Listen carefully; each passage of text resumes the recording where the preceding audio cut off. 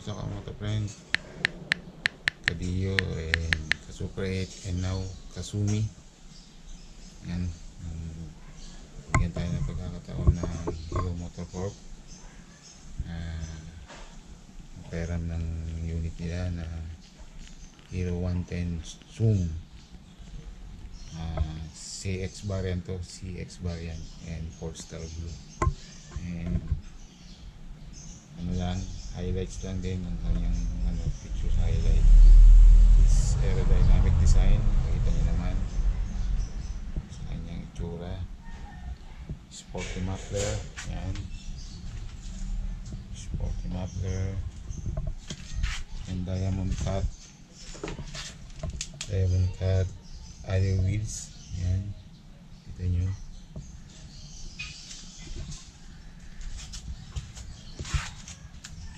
Diamond cut alloy wheels and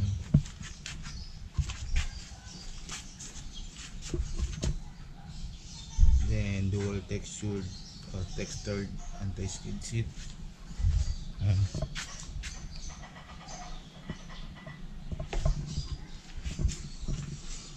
And yun, signature H-shape LED tail lamp.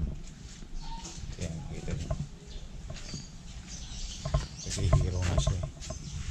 And ganun din yung niya, yung headlight niya siguro parang H din.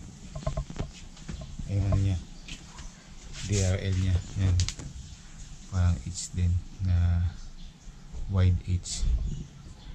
And yung technology naman niya is first in this segment is yung Hero Intelligent Corner Light or Ben Light. Yan, na integrated sa headlight niya. Yan to, Ben Light or corner light or banking light. And fully digitized or digital speedometer RTMI DTE, hindi ko alam yun. Ayan. Ayan. Then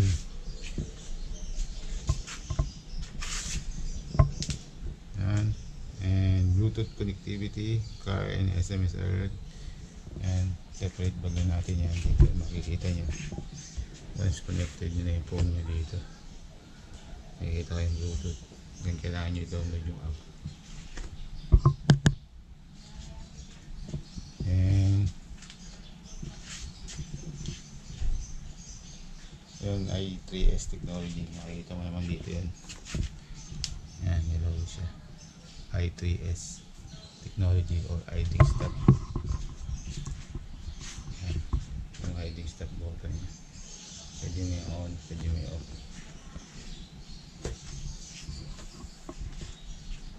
And convenience niya is yun, rods under seat storage. So yun, new tech na may kasamang old school style. Kaya dito texturean niya.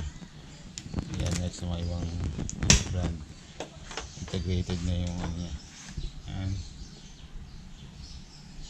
laki naman siguro siya, siguro kasha half piece. Yan yung kanyang nalagay ng gasolinahan, kakaiba. Dito siya.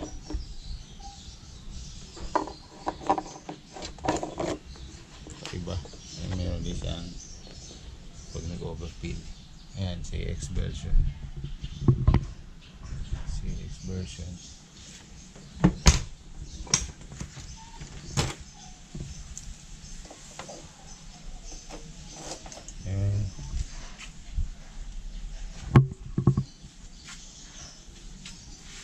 Zero gauge order. Zero gauge order. Yan. Kasi wala siyang hook dito. Wala siyang hook dito. Dito lang. Yan. Wala siyang hook. Yun lang ang disadvantage. Dapat may side pocket siya. Dalawa pares ang lalim. Then foldable footrest yan. Foldable footrest, kabilaan. Clip. And USB mo mobile charging, sabi nila dito. Another lagayan siguro ng sensor yan. Pero dito yan. USB nya. Yan. I-cover. Yan. Sabi ng iba wala. Pero meron. Mahirap lang kasi sa ilalim. Yan. Then performance niya is 0 to 60 kph in 9.35 seconds. Dito ko na try yan.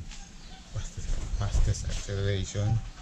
Then 12-inch tire, 12-inch tire, motor ride. Yan. Magkaibang brand siya. Ayun ang variant. Ito is FG siya, bali yan siya, 1990 by 12 na nylon grip stopper FG. Then sa likod niya is nylon stopper din, pero G variant. And ano pa, front disc brake, integrated braking system. Hindi ko alam kung anong ibig sabihin nun. Yan, Vibre brand siya. Yan, ewan ko kung kombi nga yun. Kaya pag pinipiga ko kasi isa, medyo nagalaw din to isa, pero pa-confirm na lang Hero Motorcorp kung yun nga yun, kombi or bala na. Then yung color na available dito sa model na to sa Zoom 110 is matte Abrax orange. Yung sa demo unit ko is Polestar blue, black, and sport red.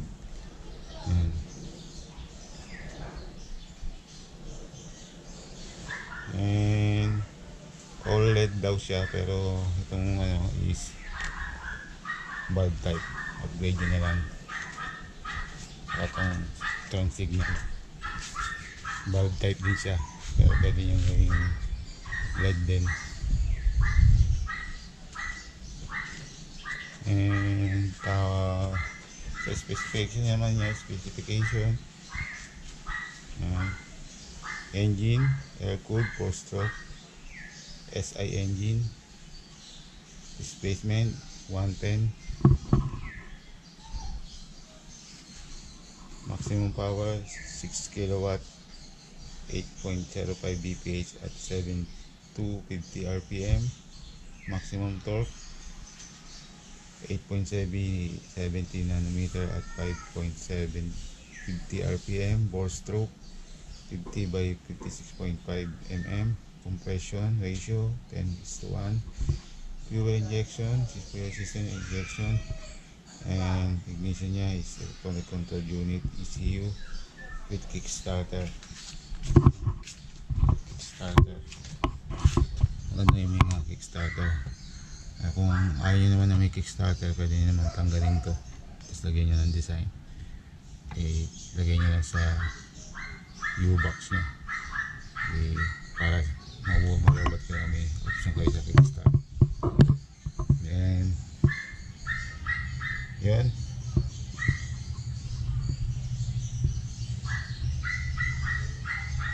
tapos sa transmission naman niya, yan, transmission ito is frame link with spring loaded hydraulic damper and dry clutch centrifugal 6 gearbox, variomatic drive. Yan, kanyang transmission. Then sa suspension naman, front is telescopic hydraulic shock absorber. Yan, tapos meron siyang reflectorize. Sa rear naman niya is unit swing with spring loaded hydraulic damper. Yan, yan meron siya parang riser para meron siyang kabitan ng tire hugger o mudguard. And sa brake niya, front disc brake. Yan, front disc brake 190. Then meron din silang bayad siguro na drum brake nakalagay dito 130 naman sa ibang variant siguro. Then sarili naman niya is drum brake din, drum brake and drum brake na 130 mm. May variant siguro sila na ano na parehas drum brake. Then tire niya is yun nga 1990 sa unahan 1254J na sabi ko naman sa inyo yung variant niya yan FG. Yan sa likod is 180 by 12 G naman siya, G yung variant niya. And electrical battery 12 volts 4 amp ETC 5 mF battery. Yan nga, starting system niya is electric saka kickstart. Electric and kickstart. Dimension niya overall length is 1881 mm. Overall width. Yan. 717 disc niya is 731 mm. Overall height niya is 1118 mm. Wheelbase 13 mm. Seat height niya is 770 mm. Ground clearance is 155 mm. Core weight niya is 110 kg and fuel tank capacity niya is 5.2 liters. Yun mga kamoto friends, Kadio, Kasuper 8 and now Kasumi. Ito yung demo unit na pinram sa akin ng Hero Motor Corp and also mother company na yung Terra Firma. Maraming salamat sa tiwala sa pagpaparam ng unit for almost 1 week. Medyo nag-uulan kaya hindi natin na masyadong na-enjoy, pero ngayon mga ilang araw sana maging maganda panahon at magamit pa natin ito ng matagal hanggang sa kuhanin sa atin itong unit na ito. And maraming salamat sa mga Kadio, Kasuper 8 subscriber ko and Kasumi now. Another pangalan ng Zoom 110 ang demo unit natin, Kasumi. Meron siyang X-Tech technology ito sa FI nya. FI, meron sa FI logo. Ito yung air cooled nya, air cooled and napakahabang dipstick. Yan yung muffler, tire. Yan, old school na susian. Yan. Additional accessory siguro sa variant nila na siguro parang carb sa auto choke. Yan, ganito na lang. Maraming salamat sa panonood. Maraming salamat Hero Motor Corp and sa Terra Firma.